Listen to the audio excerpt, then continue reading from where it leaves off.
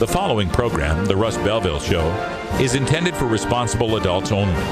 We advocate to the repeal of marijuana prohibition for adults. We discuss the science, culture, and controversy about America's marijuana laws. We do not advocate any illegal activity and encourage all listeners to learn their state and federal marijuana laws. Opinions and claims made by guests and advertisers on The Russ Belville Show are their own, and The Russ Belville Show cannot be held legally responsible for their validity or reliability. Viewer discretion is advised. You take a seed, you plant it, you grow it, you dry it, you roll it, you smoke it. You take a seed, you plant it, you grow it, you dry it, you roll it, you smoke it, and it goes down smooth. Hey! Spanning the continent to bring you the truth about cannabis and marijuana law reform. I smoke pot and I like it a lot.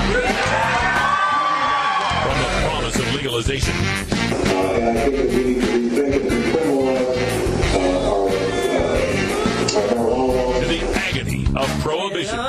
One major responsibility is to encourage people to use less drugs. The Russ Belville Show, the voice of the marijuana nation. Brought to you by the National Cannabis Coalition. Yeah, I hear you had a question for me. Now, here's your host, Radical Russ Belville. Oh, yeah. Welcome back, everybody. Good day. I'm so glad we're back. It is Tuesday, August 28th, 2012, and it's got to be 420 somewhere in the world. Sorry about missing you yesterday. Our internet was down here at Rolla J Studios, so we've got it back up and running, and we got more shows for you this week. Thanks for being here. Running again on Skeleton Crew here at Rolla J Studios, but joining us here at the engineer desk, we do have Brian the Red, who is holding down the fort. How you doing, Brian? Holding it down, Russ. What we got to do. Seems a little lonely here this week. You know, Big Daddy Fink was here in the studio all week, and now he's gone. He's gone back to Georgia, where he is suffering voodoo donut withdrawals. Yeah, we miss you too, buddy. Yeah, we miss you. And, of course, Sharon and Mark were out here from Georgia as well. They flew back earlier.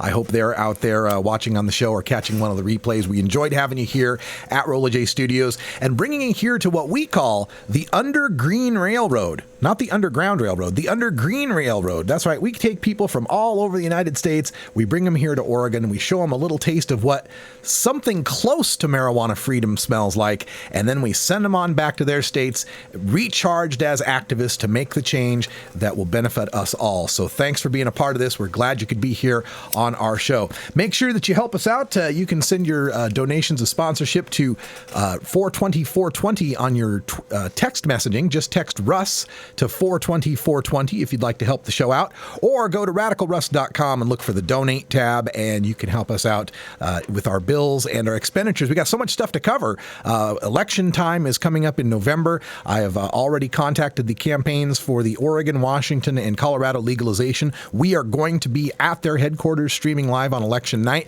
We need to raise some money to make sure we can make that happen. So please help us out as best you can. Also, we've got significant events coming up here in just a couple of weeks. In 2 weeks, we've got the Portland Hemp Stock right here in Portland, Oregon. Now, that won't cost us much because it's right here in Portland, Oregon, so we don't need to get a hotel or anything. Then Seattle High Times Medical Cannabis Cup is coming up the week after. We've got friends up there that'll let us crash, and we've already got a booth from High Times, so we won't need much expenditure-wise for that. But this election coming up, we got to fly people to Denver. We got to drive people and put them up in Seattle. We're going to need your help, so help us out if you can. Now, coming up on today's show, show number 49, all sorts of great guests. First of all, we've got Students for Sensible Drug Policy. We've got a new segment that we're calling Students Change the World. And joining us from SSDP at the University of Connecticut, the president of that chapter, Frank Servo, will be joining us, and we'll talk to him about what's affecting students on the East Coast with regards to drug policy. Then a radical rant at the end of the show. Huffington Post is having their shadow convention where they're discussing the topics that the Democrats and the Republicans won't touch. That includes the war on drugs. And so, like a groundhog, Kevin Sabet has poked his head up out of the ground and saw his shadow and predicted 6 more decades of drug war. So I'm going to get to debunking that at the end of the show. For our daily toker tune today, Electric Tuesday, I got some great great auto-tune music from Melody Sheep, the one who does our Symphony of Science songs. Some great stuff from Bruce Lee, Be Water, my friend. I'm really looking forward to that. But before we get to all of that, right after this first break, we're going to bring you the cannabis headlines, all sorts of interesting headlines today, so stick around for the news. I'm Radical Russ. This is the Russ Belville Show. We'll be right back.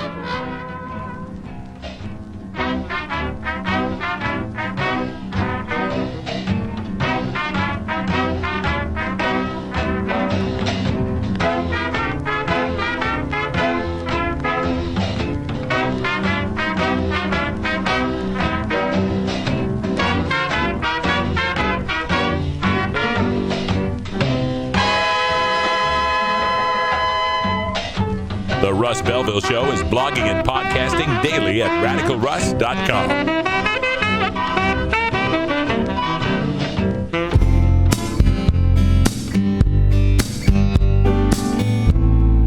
Support the Russ Belville Show. Text the word Russ to 420-420 and connect with the National Cannabis Coalition. You can also send $10 to the Russ Belville Show right from your smartphone. That's Russ to 420-420. You're listening to Radical Russ on the Russ Belville Show. I'll say little red Corvette, darling, your mud's too fast. Little red Corvette, you need a lover that's gonna lay. I smell pot coming from over here and grilled onions from over there. Two of my favorite smells ever. Both those onions and that pot smell really good up here, you know.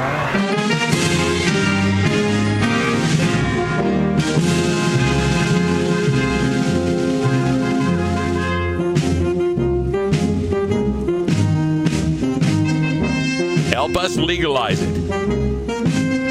Text NCC to 420-420 and send $10 to the National Cannabis Coalition.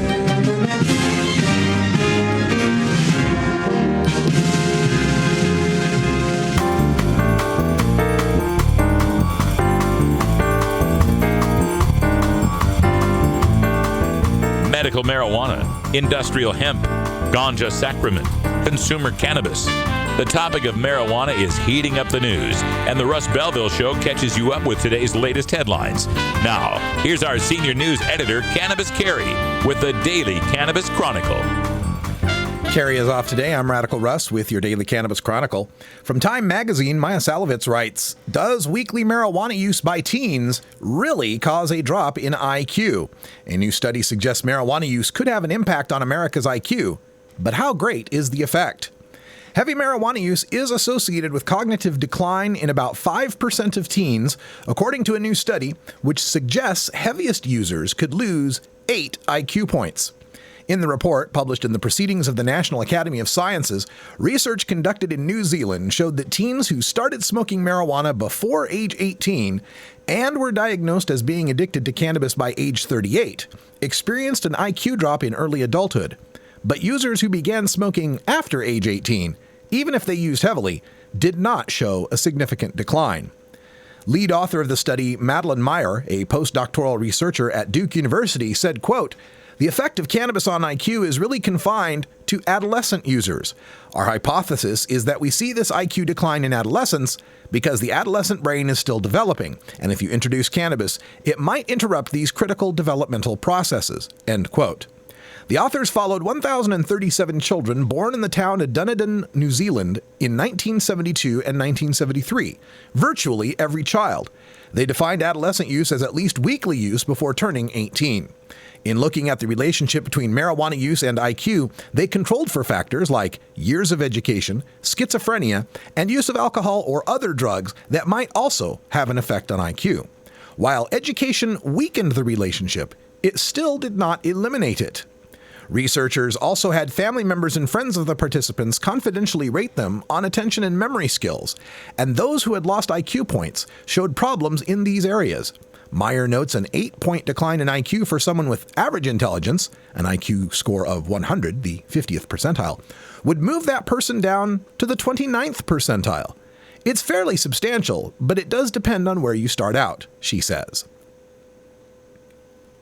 Well, Maya Salovitz does a great job in this Time story of reaching out to Dr. Carl Hart, who's been a guest on this show, and some other, looking up some other expert research to show that, well, look, we have kind of known this for a while, that use of cannabis by adolescents is not a good thing.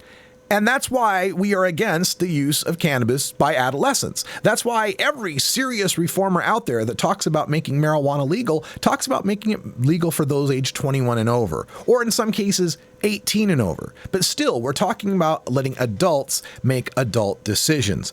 But as far as this IQ decline, while there may be some pronounced IQ decline for those a few adolescents that try marijuana, the factors involved here still, it's very difficult to directly point to marijuana as being the factor that is causing the drop in IQ. There could be other factors, such as child abuse or other trauma, Salovitz writes, that might lead people to seek escape in heavy marijuana use. Again, it's the whole chicken and the egg phenomenon. Does the person have the declines because they started using marijuana, or did someone experience certain declines and then used marijuana to cope with the emotional trauma from it? It's very hard to sort out, but it does underscore a couple of things that we would like everyone to know. Number one, for adult users and people who start in the adulthood, there is no effect on IQ or cognition, and teenagers, adolescents, shouldn't use marijuana, period. That's why we want to make it legal, so we can card them. Great news coming from the National Cannabis Coalition in Springfield, Missouri. The Springfield City Council adopted a plan to reduce penalties for marijuana possession. According to NCC420.com, the ordinance had been put forth by members of the National Cannabis Coalition and activists from Show Me Cannabis Reform in Springfield, Missouri. And this initiative was first put forth before the city council, who could decide to act on it or put it before the voters. The city council on August 27th, last night, voted to pass the ordinance instead of letting the voters have their say in November. Now, on one hand, this is certainly a major victory for those Show Me Cannabis activists in Missouri.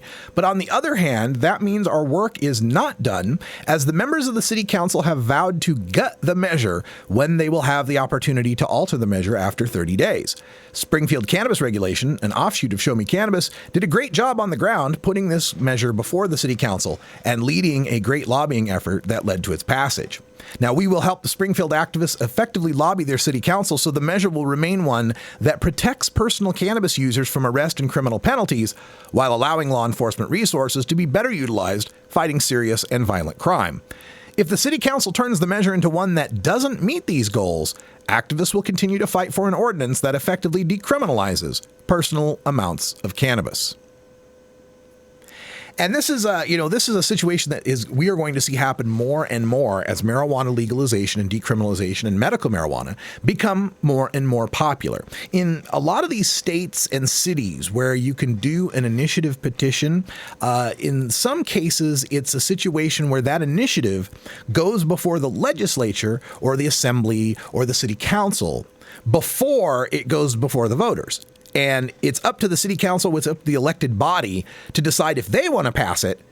And if they do, it doesn't go to the voters, right? Now, we had that situation in Washington with I-502, which went before the legislature. They could have just passed it on their own. They did not. They deferred to the public to vote on it. And the same thing now was happening in Springfield, where they had the chance to have this initiative go before the voters. But the city council in this case, I think they made a pragmatic political decision. And that is, if they were to let it go forward, it would have passed as written.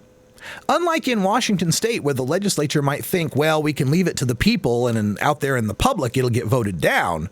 In the case of Springfield, Missouri, I think they accurately surmised that the people of Springfield would vote for that measure as written because they don't want to criminalize, they don't want to punish people who are using small personal amounts of marijuana. So the city council takes the initiative, goes ahead and passes it on its own so it can gut and stuff this thing behind closed doors and also without much fanfare in the media. Well, we're going to hold their feet to the fire. We're going to keep on them and make sure everybody knows if they try to gut and stuff this, if they try to turn this into something that it was never intended to be, we will be right there with the next initiative and the next initiative and the next.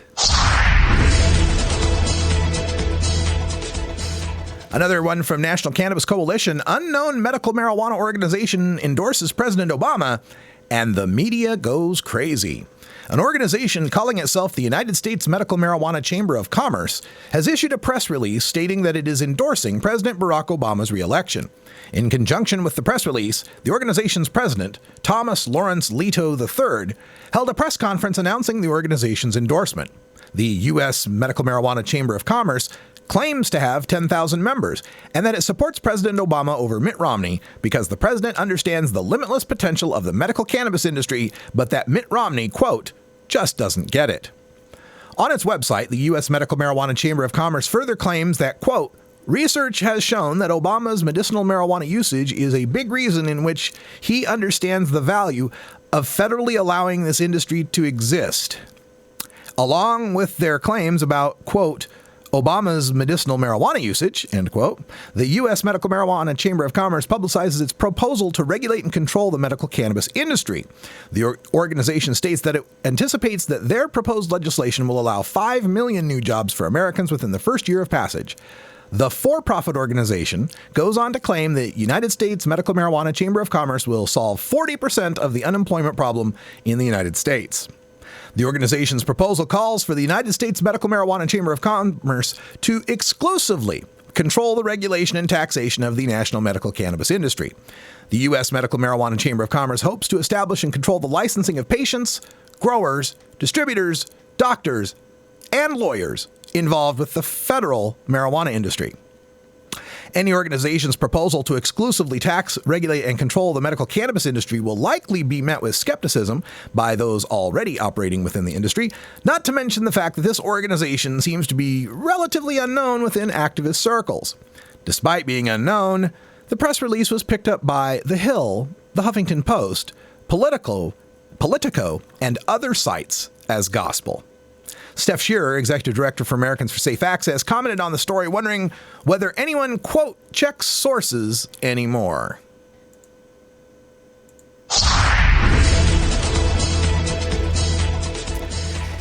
And a story I just couldn't resist coming out of my hometown of Oregon. Steve Mays writes in The Oregonian that a night of drinking, sexting, and a well-placed bullet leads to prison for an Oregon City man.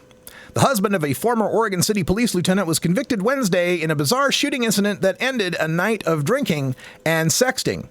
It wasn't the first time the defendant, Thomas Nunes, pointed a gun at a cop. A deputy shot Nunes 3 times during a 1995 confrontation. He lost an eye in that shootout. The event that led to this was when Nunes and his former wife, Nunes and his wife, former Oregon City Police Lieutenant Lisa Nunes, went drinking on June 23rd, about 3 weeks after she retired from the force. The couple drank at home and at 2 Oregon City area bars before their late-night stop at the Casey's Midway, a neighborhood watering hole where Lisa Nunes played video poker and enjoyed her 10th beer, by her count, of the day. Lisa Nunes spoke with a man she described as a friend who left the bar but soon began bombarding her phone with text messages and pictures of his genitals. Lisa Nunes testified, quote, I'm 54 years old. I have a relationship with my husband that's non-existent. Flirting with a younger man was exciting. I was just sexting a guy. It was no big deal, she said, end quote. Thomas Nunes, age 61, said he was stunned when he saw a few of the messages and a photo. He left briefly, then returned, grabbed the phone, and went home. He read all the text messages and combed his wife's Facebook account, looking for proof of infidelity. I couldn't believe she was doing it right in front of my face, Nunes said. I felt betrayed. Shaken, he said he smoked marijuana and talked to his cats for about 20 minutes to calm himself and reason out a plan. In the wee hours of the morning, he went into the guest room where Lisa Nunes was sleeping on an air mattress. He wanted to talk to her, but she did not respond. So Nunes took the .38 caliber handgun his wife had stashed in the room and fired a shot. I intended to wake her up, Nunes said. Prosecutor Lou Burkhart said, quote, you didn't pull off the covers. You didn't flash the light on and off. You decided to shoot a gun at her. People do not try to wake someone up with a firearm. Nunes explained, it was a carefully placed shot. The bullet hit about 12 inches from Lisa Nunes' head. Later, fearing that he would be turned in by Lisa Nunez, he went to the Oregon City Police Department to turn in his gun, but instead of telling the cops he had a gun in his car, he carried it into the police station in an ankle holster. You're a convicted felon, you had a concealed weapon strapped on your ankle, and you're going to go talk to the police, the prosecutor asked. Sure, Nunez responded. The mind is boggled, said the judge as she sentenced Nunez. It's 420 back in Idaho, where Russ and Carrie were born. So we have to go connect with our roots. You know what I mean? Please support these sponsors who support the Russ Belville Show. You know, I couldn't even bring that up as a stupid stoner story because the guy's not a stoner. They're both a couple of drinkers. But if you're going to smoke some marijuana and talk to your cats, and the plan they help you come up with is shooting someone over by their head to wake them up, you need some different marijuana and some better cats.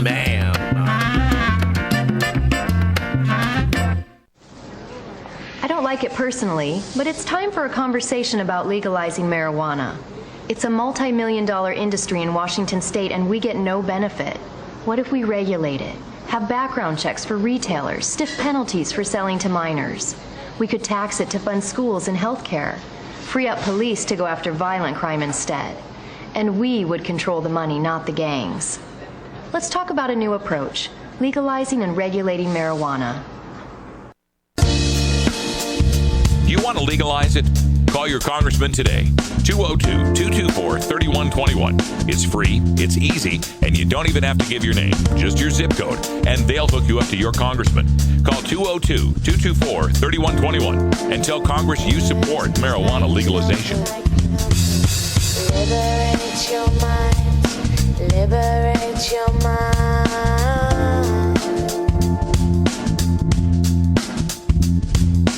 Liberate your mind, liberate your mind. That's what you got to do. Liberate your mind.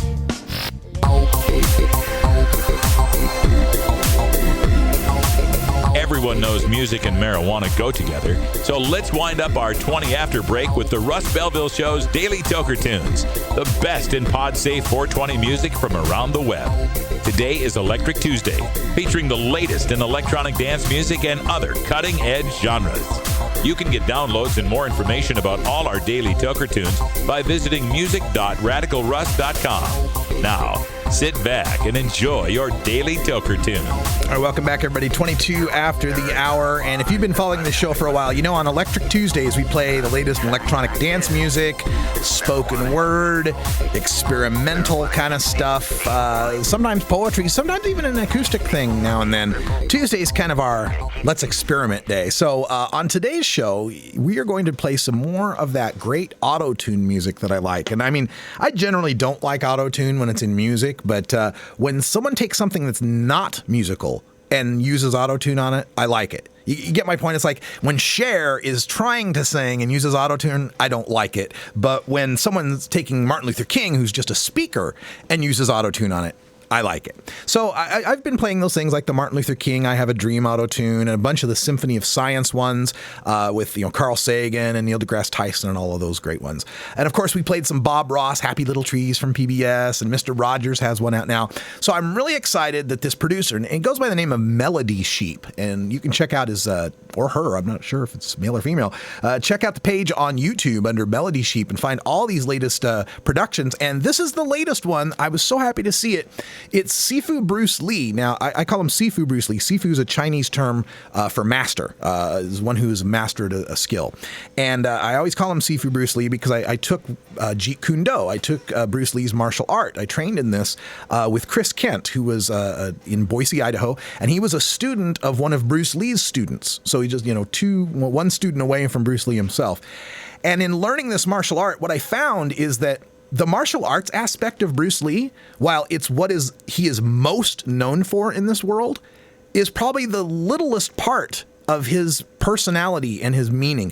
His philosophy and his understanding of the world are very, unfortunately ignored, but his philosophy was very meaningful to me and many others. And a lot of that philosophy comes through in a couple of interviews that he did that are featured in this next tune. This is Be Water, My Friend, the Bruce Lee remix from Melody Sheep. I really hope you enjoy this, and we will be right back after this video.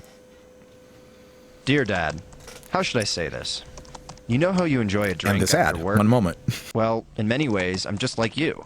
I have a good job, I work hard, but when I get home, I prefer to relax with marijuana instead of alcohol.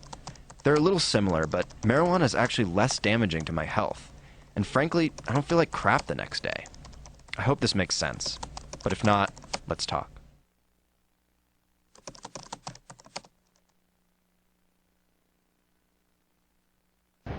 It is like a finger pointing away to the moon. Don't concentrate on the finger or you will miss all that heavenly glory. Empty your mind, be formless, shapeless, like water, like water, like water. Water can flow or it can crash. Be water, my friend. Empty your mind, be formless, shapeless, like water. Water can flow, or it can crash. Empty your mind, be formless, shapeless, like water. Be water, my friend. Running water never goes stale, so you gotta just keep on flowing, keep on flowing. So you gotta just keep on flowing. So you gotta just keep on flowing. You have to train. You have to keep your reflexes so that when you want it, it's there. When you want to move, you're moving. I mean, you gotta put the whole hip into it. Snap, snap, become one with the. You better train every part of your body. I mean, you gotta put the whole hip into it. Snap, snap. You better train, become one with the. You better train every part of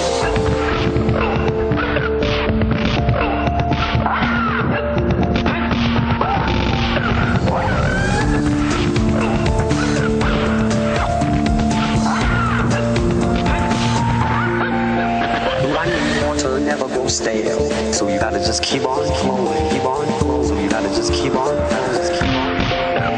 Under the sky, under the heaven, there is but one family. Do not believe in styles. Styles separate man. It's a process of continuing growth, process of continuing. Empty your mind, be formless, shapeless, like water. Water can flow, or it can crash. Empty your mind, be formless, shapeless, like water. Be water, my friend.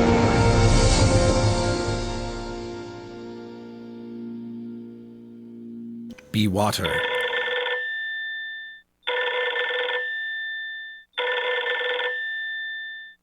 You have reached the answering machine of the Libra Lounge. For replays of the lounge, please press thelibralounge.com or ncr420.com. To hear Mr. Libra's latest history lesson, press 2. And finally, press 3 if you've got something to say, bitches.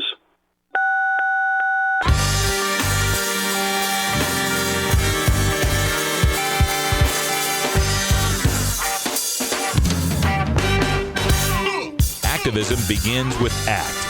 The Russ Belville Show features the stories of hardworking grassroots activists working for an end to prohibition in today's activist agenda. All right, welcome back, everyone. We are excited to start this new segment. It's called Students Change the World, and we're working with the Students for Sensible Drug Policy, ssdp.org.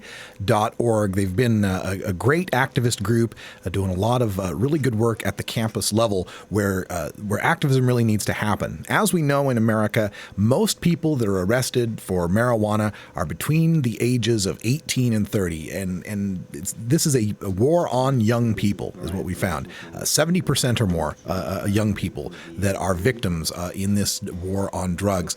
And we know also when it comes to marijuana that people between the ages of 18 and 24 make up the largest cohort of people that use marijuana. Fully a third of the people 18 to 24 will smoke marijuana this year, and up to 1 out of 8 of them will smoke marijuana more than 100 times a year. And this is from the government's own statistics, so we might have to adjust upwards, considering that many of the people talking to the government might not want to give the most accurate information. So joining us today to talk about this, we're going to have all sorts of students from all over the country and the world, because Students for Sensible Drug Policy is a global organization, and we will get them from all corners here to talk to you and tell you what's happening on the campuses these days and what the Students for Sensible Drug Policy are doing to fix this. So joining us by telephone, by Skype, we've got Frank Servo, and I hope I'm pronouncing that right, the president of Yukon SSDP. Frank, welcome to the show. Hey, how are you? Did I get the last name right? Yes, Frank Servo, that's right. All right, fantastic. So are you new with SSDP, or have you been involved with the organization for a while? I am starting my 4th year with SSDP. I actually got involved right when I got to Yukon. Oh, fantastic. So a senior, at least in the drug policy reform movement. In the 4 years you've been there at Yukon, what are some of the things you guys have done to help improve the situation for students there? Well, we've worked on a lot of things.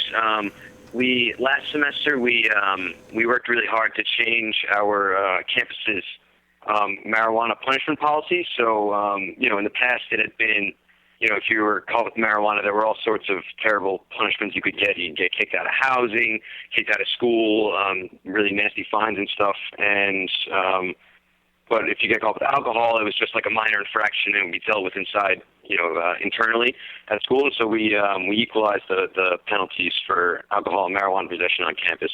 So that didn't make the alcohol possession penalties worse. It made the marijuana possessions lighter?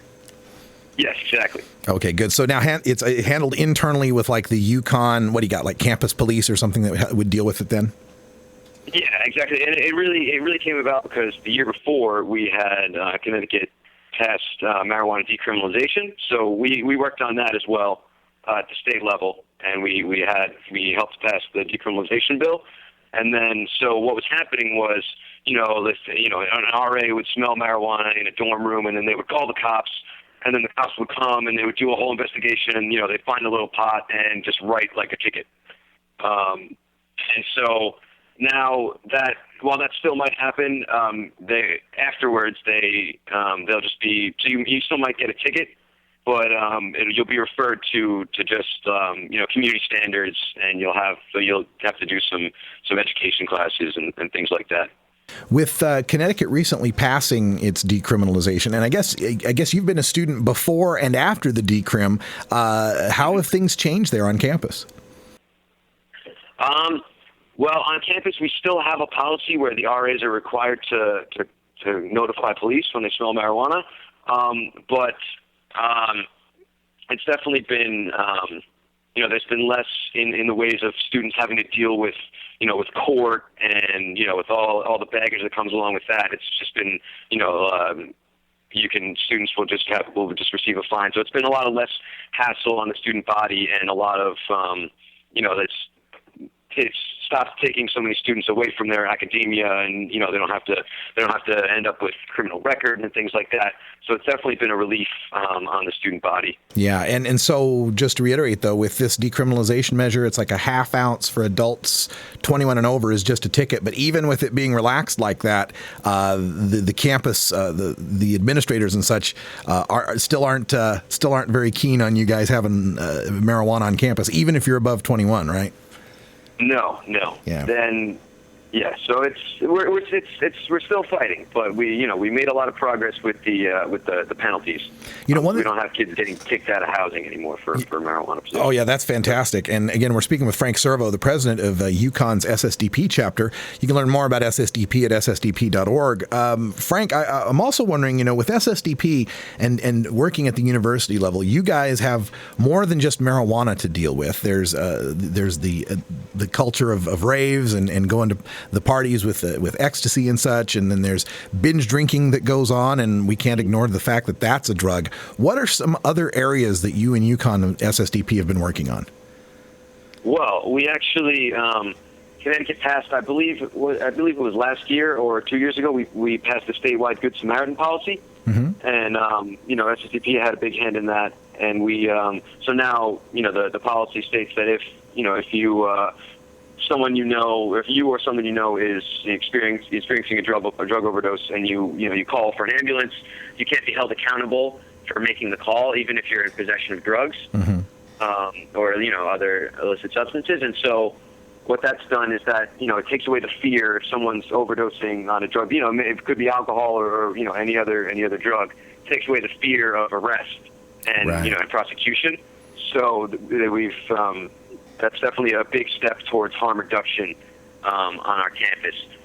And we've done a lot even after the state law passed. We've done a lot of work to just get the message out to students that we have this policy in the state of Connecticut, and that you can call for help, because that's always a big problem with binge drinking. Somebody's passed out at the party, and you don't want to call the cops, because then the cops come and there might be underage drinking at the party. But we have the policy, and we've been working really hard to notify the student body that they should make the call and they won't be held accountable. That's great work that you're doing there. How about on the alcohol front? We hear, every now and then there's some story that'll come up about some college student who's died as a result of an alcohol overdose. Yeah, well, that's exactly what the Good Samaritan policy that's part of what the Good Samaritan policy is aimed to prevent. And so, there might still be some instances where people don't go ahead and make the call, or other circumstances. But we have this policy in place, and we're trying really hard to make sure everybody knows that they can and they should call for help if need be. I'm curious, Frank, what are you studying there at UConn, and do you intend to use that power in the service of drug reform once you graduate? Well, I study environmental science, and that's actually one of the things that I'm looking to do this year as president of UConn SSDP is to kind of take, I'm a very passionate environmentalist as well as a drug policy activist, and so I want to take, the two are very intertwined. We have cannabis prohibition, and we have tons of possibilities for new sustainable solutions in society with hemp and all of its many uses and properties. And so that's one of the things I want to do is work to get information out about how what we could be doing with hemp and why we're not doing it. And so as far as my future beyond school, I'm not sure where I'll end up. But definitely, I want to use all my knowledge that I've learned, and all the connections that I've made in my environmental science education to try and reform our hemp policies in America and in the state of Connecticut on campus level. That's going to be good for all of us, Frank. And it's been a while. It's been way too long since I've been on a college campus. I'm wondering, among the incoming freshmen that come into UConn, what are some of the things they believe about drugs or drug policy that you have to debunk them of when they first come to you? Oh man, well, let's see. There's a lot of. I know SSDP really sometimes tends to get a bad rap as just, that stoner group on campus. And so we definitely, do a lot of work to eliminate that stigma and get all the freshmen, to eliminate those rumors that, if you guys hear about the drug club, we're a drug policy reform organization. And I think we've had a lot of success in the past with, getting more recognition instead of stigmatized. Maybe it's kind of a trick question, because I know one of the benefits that you get in your generation is y'all grew up with the Google, man. You can all look this stuff up. I imagine that the incoming freshman class of 2013's got to be more educated than the incoming freshman class of 1983 was. That's one thing I'm really jealous about for you guys in drug reform. Frank, for the SSDP at UConn, do you guys have your own site or contact information you'd like to get out? We have a Facebook group. That's facebook.com/UConnSSDP, and that's where we put out a lot of information. And you can get at us from SSDP national website, ssdp.org. And then we also have a Tumblr where we post a lot of stuff that's, I think it's tumblr.com/ or hang on one second. Yeah, it's UConnSSDP.tumblr.com, and that's where we spread a lot of information as well. All right. So yeah, definitely check those pages out. All right. Give us a like on Facebook. We're looking forward to that, and also I imagine you're working strongly with National SSDP on that Higher Education Act, where they eliminate your financial aid if you're caught with weed, right?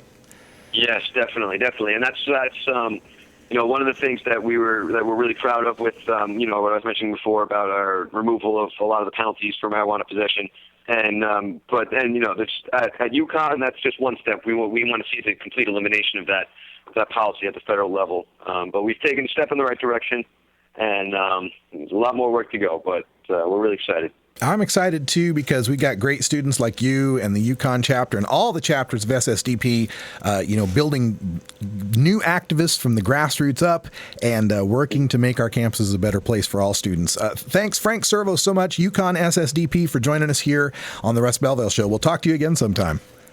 All right. Thanks a lot, Russ. Talk to you soon. Yeah, looking forward to it. And when we come back, we're going to do a little radical ranting. All right. Thanks a lot. Huffington Post is going to be doing their shadow conventions all this week. They're talking about what the Republicans and Democrats won't talk about. And, of course, one of those things is the war on drugs. And, anytime Huffington Post plus war on drugs appears, you're going to get some Dr. Kevin Sabet. And whenever he appears, you're going to get a radical rant. So we'll be right back with that after this.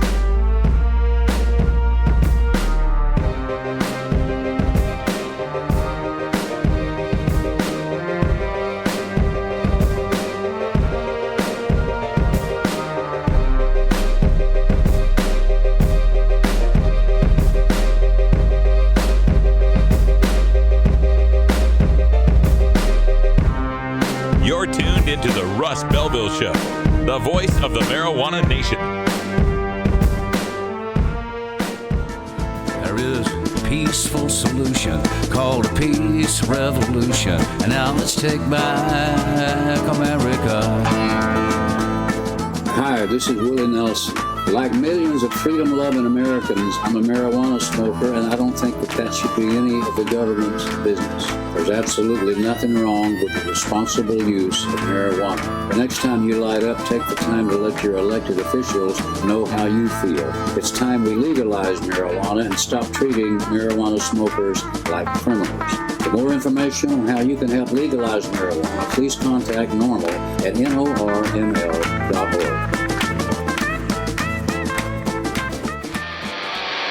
You want answers?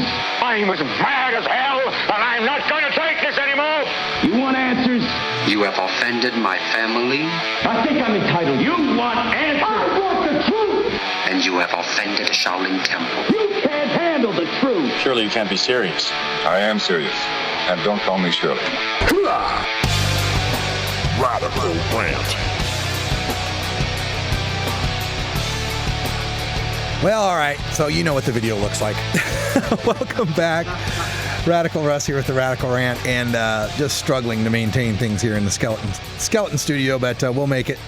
Anyway, I wanted to talk a little bit about the Huffington Post today. They're having their shadow convention, and I was a part of HuffPost Live last week when they were just broaching the topic of talking about this war on certain American citizens using non-pharmaceutical, non-alcoholic, tobacco-free drugs. And today, they began their shadow conventions, where they're going to be talking with various experts on issues that the Republicans and Democrats won't talk about, and, of course, foremost on that list of bipartisan ignorance and apathy would be the war on drugs. And so Dr. Kevin Sabet, my one non-pot smoking friend, showed up on the Huffington Post to discuss this. And, it's almost like Punxsutawney Phil on Groundhog Day, showing up to see his shadow and declare 6 more decades of drug war. And kind of like the movie Groundhog Day, the repetition of some of his fallacious anti-legalization arguments are getting a little repetitive and starting to sound like the opening of I Got You Babe from Sonny and Cher. So let me address some of his classics here. This is from his Huffington Post article today, where he says, a balanced and nuanced approach based on evidence, common sense, and public health and safety has been shown to produce results. Balanced. nuanced results. Well, here's that balance. The Obama administration's drug war budget is still tilted 2-1 in favor of interdiction and incarceration over treatment and rehabilitation, just like it was during George W. Bush's administration. Oh, and speaking of Groundhog Day, did you ever notice how much Bush's DEA administrator looks just like Obama's DEA administrator? Here's part of Kevin's 5 points as to the reasoned, nuanced, balanced approach that we should take when it comes to marijuana. A, community-based prevention that focuses not only on preventing drug use among school kids, but also on changing ill-conceived local laws and ordinances that promote underage drinking, smoking, and marijuana use, so-called environmental policies. Oh, you mean like how we drug test 11-year-olds to see whether they can play in the school orchestra? You mean like maintaining school policies that punish underage marijuana use worse than underage drinking, thus promoting the use of the more harmful substance? Do you mean like canceling student aid for college kids who get caught with a joint? And since pot smoking is now more prevalent among kids than tobacco smoking, and tobacco is highly addictive and available to 18-year-olds legally, why don't we have to lock up adult cigarette smokers in cages to achieve the drop in lifetime tobacco smoking from youth? Why have we not had to lock up a single tobacco smoker to achieve these results? But yet we've got to lock up adult marijuana smokers, and it's not achieving those results. B, from Dr. Kevin Sabet, B, early intervention and detection of drug use in health settings. After all, prescription drug overdose is now the leading cause of accidental death in this country, and health professionals need to be better equipped to deal with this epidemic. I agree. And what could better help alleviate the prescription drug overdose epidemic than allowing many of those patients to treat their conditions with non-toxic medical marijuana that is incapable of producing an overdose? Surveys from Berkeley patients group show that medical marijuana patients are able to reduce or eliminate most of their prescription medical needs, and studies show that cannabinoids have a synergistic effect with opioids to help reduce pain with less drugs. Point C, from Dr. Sabet, we need evidence-based treatment, including methadone and buprenorphine, as well as 12-step programs. All right, look, I'm all for helping addicts. My dad was a speed addict and an alcoholic whose life was saved by inpatient residential detox and treatment and the 12 steps of Alcoholics Anonymous. That's why I'm furious that the scarce resource of rehab beds is wasted on 57% of the marijuana smokers who are only in rehab because they got caught with marijuana, and that 37% of all marijuana smokers admitted to rehab hadn't even smoked pot in 30 days. Point D, from Kevin Sabet.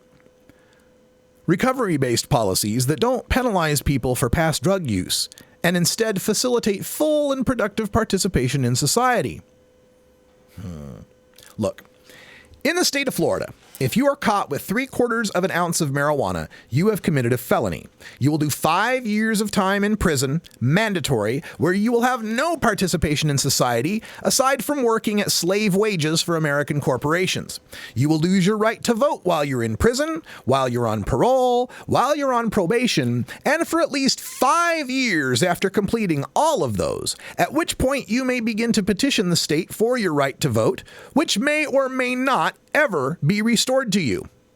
This situation has helped make it so almost a quarter, 23.3% of Florida's voting age African American population cannot vote.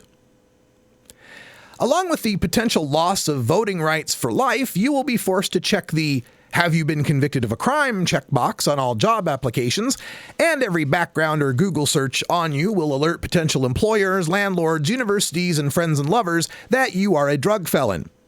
Unsurprisingly, many people in this situation turn to selling drugs or committing crime, leading them back into the private prison profit ledgers. So, if you're going to change to these recovery-based policies that allow people to get back and be productive members of society, maybe you should start with Florida and consider whether smoking weed is heinous enough to merit lifetime second-class citizenship with no right to vote. And point E from Kevin Sabet. Smart law enforcement that combines credible threats with modest sanctions. Through drug courts, for example, offenders are offered the chance to get their record cleared if they successfully complete treatment. Through testing and sanctions programs, probation violators are given modest jail stays that are swift and certain, rather than uncertain, distant, and severe. Such measures have yielded stellar results in localities where they've been implemented: less crime, lower rates of recidivism, and substantial cost savings. Well, the panacea of drug courts is not what Dr. Sabet wants you to think it is. It sounds good. Let's give drug users a shot at rehab instead of prison. But even after you ignore my points that I made before about, all those pot smokers who don't really need to be in rehab, even if you ignore that part, drug courts often leave the addicts worse off than if they would have accepted their original prison sentence. These stats about the swift and certain jail stays, they're all padded by the fact that so many people are in rehab, don't need to be there, and don't have a problem in the first place. If you catch an occasional pot smoker and you force him into a bunch of rehab classes and you test his pee on a random basis with the threat of jail if he fails, he'll abstain from pot.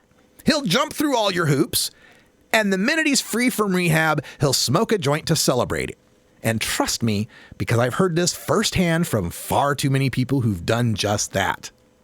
So, yeah, your drug courts get the benefit of saying, hey, out of X percent of all of these addicts, Y percent of them never committed another crime. They never used their drug again. They never had any problems because they were pot smokers. That doesn't tell us a damn thing about the people on meth or heroin and how well the drug courts are helping them. Let's go back to Dr. Sabet's argument, because after pointing out his 5-point plan for the kinder and gentler drug war, he goes on to start to poke holes into why legalization isn't the answer that will actually work. So let's go back to Dr. Sabet writing in Huffington Post, where he says, research uniformly reveals that under legalization, the price of drugs would fall substantially, thereby increasing consumption. Any taxes gained on legal drugs would quickly be offset by the social costs resulting in this increased use. Witness how today's society receives about $1 in alcohol and tobacco tax revenue for every $10 lost on the social costs of those two legal drugs. Increased drug use means increased costs, including those borne by American businesses as they deal with a high workforce, greater absenteeism, and less productivity. Oh, seriously, Kevin. The legal drugs are awful. That's not even fooling the squares anymore. Because we all understand that alcohol and tobacco are toxic and addictive. Say it with me, kids. Alcohol and tobacco are toxic and addictive. The social costs from tobacco owe to huge healthcare costs for lung cancer and other diseases. The social costs for alcohol owe to healthcare costs from alcoholism, as well as the social mayhem costs from drunk driving, drunk assaults, and murders. However, a Canadian study recently conducted showed that the social per-user costs of alcohol were 8 times greater and tobacco were 40 times greater than the costs of a cannabis consumer. Where a smoker cost Canada about $800 and a drinker cost Canada about $165, a toker cost $20. So whatever the tokers cost America, we're bearing that cost now, and we have absolutely no tax revenues to offset it. And we're spending billions in a futile attempt to try to stop it. Now, bringing in some tax revenue, combined with savings in law enforcement and court and prison expenditures, could reap billions and more than offset any trivial social costs from marijuana use. The fact that tobacco and alcohol cost so much is not reason to deny legalizing marijuana. Let's continue with his shooting down of legalization, where he says, furthermore, there's no guarantee that drug legalization would significantly diminish the underground market. In a legal market, where drugs are taxed, the well-established illegal drug trade has every incentive to remain. The drug trade is so profitable that even undercutting the legal taxed market price would leave cartels with a handsome profit.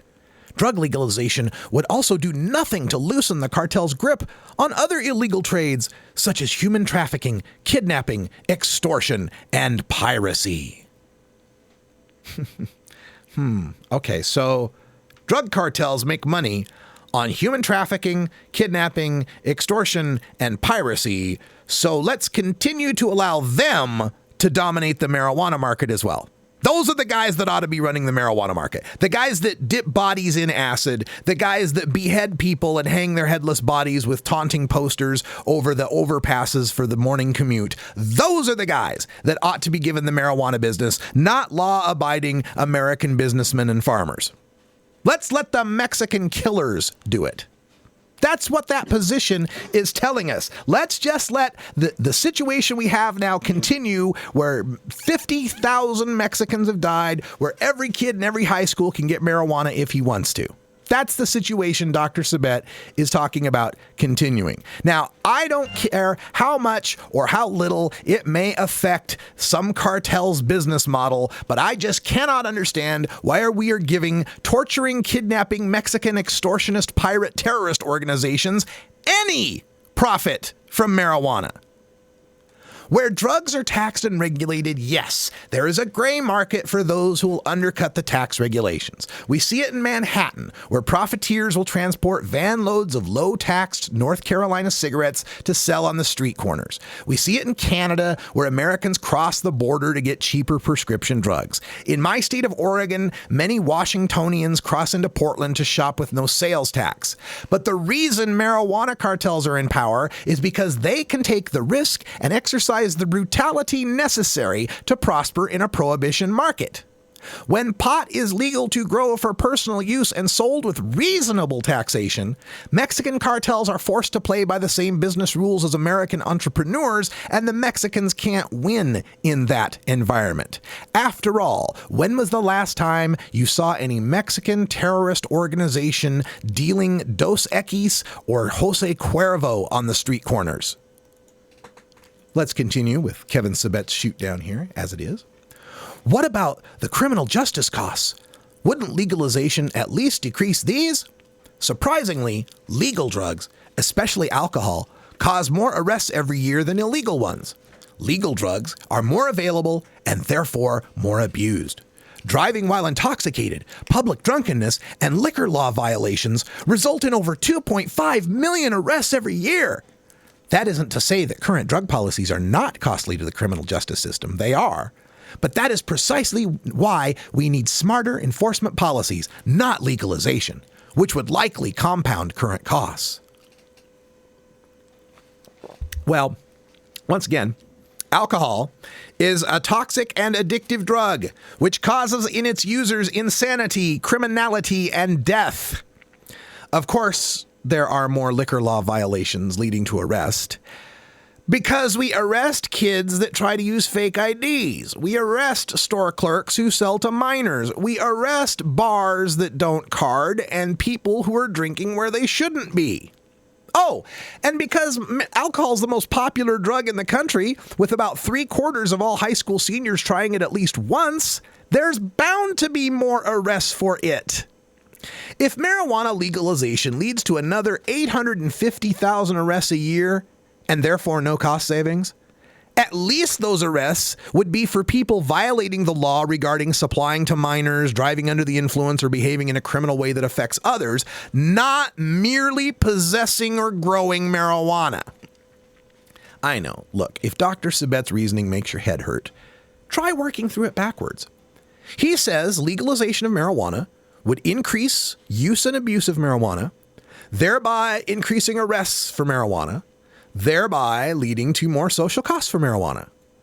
So then, if we return to a strict new alcohol prohibition, where anyone caught with a beer can be arrested and jailed, fewer people would abuse alcohol, we'd have fewer arrests for alcohol, and we'd have lower criminal justice costs for alcohol. But it doesn't work, does it? We tried that 1920 to 1933, and we discovered it does not work. While, in fact, it did reduce some of the harms from alcohol. We saw less liver cirrhosis, for example. The price was not worth it in the streets of Chicago and the bodies piling up.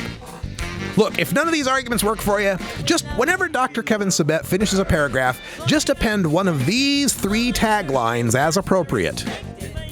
And that's why the government needs to lock me up in a cage for smoking a joint on my back porch. And that's why we need to make alcohol and tobacco Schedule 1 drugs. And since alcohol and tobacco are so toxic and addictive, that's why we need to ban non-toxic, low-side effect marijuana. That should deflate any of Kevin Sabet's balloons. This is the Russ Belville Show. The Russ Belville Show is blogging and podcasting daily at RadicalRuss.com. All right, everybody, thanks for tuning in. For everyone here at the National Cannabis Coalition and National Cannabis Radio, I'm Radical Russ. Stay tuned for Hour 2. We're going to talk about Representative Todd Legitimate Rape Aiken and more. More news. Take care of each other, tokers.